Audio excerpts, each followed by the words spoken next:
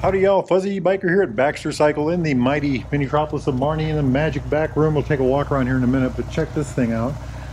This is a kind of a project bike. They just got it in the door. They're not really sure what they're going to do for it. It is for sale, but it's a 1975 Triumph Trident T160. Really caught my eye. One is the color, but a friend of mine had one of these growing up, so I've got a little bit of experience with these little hot rods.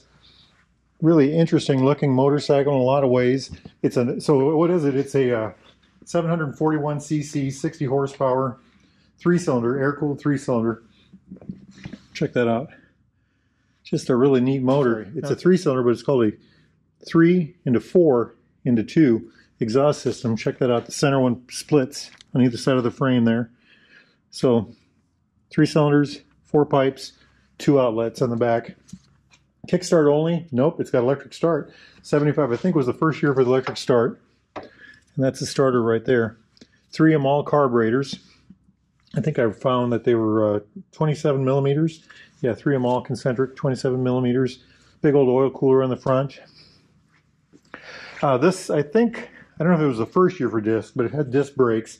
254 millimeters is the diameter that I found. Check that out. And I think that was the same front and rear. Take a look at that. There's the back one. The caliper hangs on the back there. Isn't that something? Dual shocks in the back, of course, framed. Look at that seat.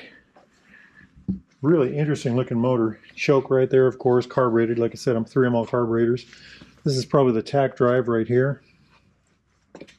Look at all that metal in the front. 35 millimeter forks. So the diameter of these tubes are 35 millimeter. A friend of mine that had one of these, we went riding one day, and I don't know how fast we were going, but this thing kept up with my bike, and I had a pretty fast Yamaha back in those days, so I was pretty impressed with that because I just, very few bikes that keep up with me. And so this, I think, was supposed to go about 120 miles an hour, and he got in my draft and was able to maybe get a couple miles more than that. Just a beautiful machine, isn't it? Absolutely gorgeous to my eye. Very unique. There's a horn here.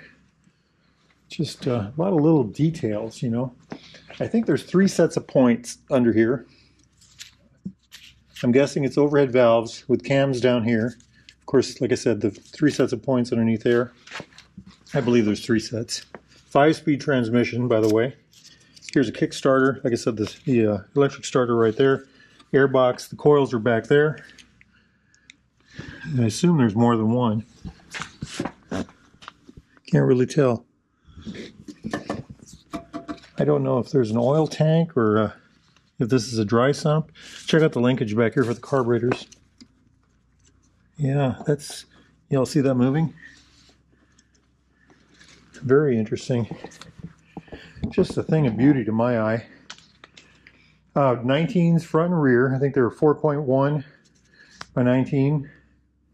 So, and back in the day, that was very common. We had thin tires on the back of motorcycles still. Just an absolute, to my eye, like I said, a real beauty of a motorcycle. Smith gauges. These are magnetic by now.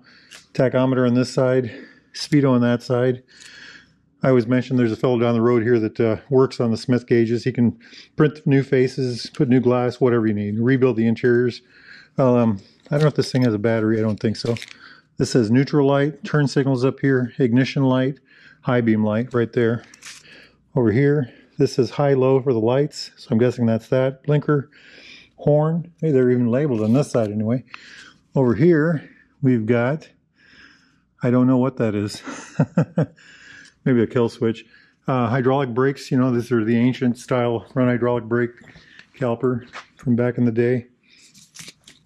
Single cable to run all 3 carbs. One of those diode rectifiers or whatever you want to call them. Just a beautiful thing, isn't it? Metal, everything, of course. There was no plastic back then, Gorgeous machine. Very nostalgic to somebody. I don't remember the pipes like this, but then I got thinking, he had a hooker header, 3-in-1 hooker header on his. So I don't know if this is what comes with them or if these are an aftermarket, but they do say Norton Triumph on them. I think They were consolidated by that point, the two companies. Very interesting motorcycle. I just love the way all this looks. Like I said, this is probably a good project bike. I don't know. Get a hold of Baxter Cycle, baxtercycle.com if you're interested in this hot rod. I really like the color in that. My friend's bike was what they called midnight blue, almost black.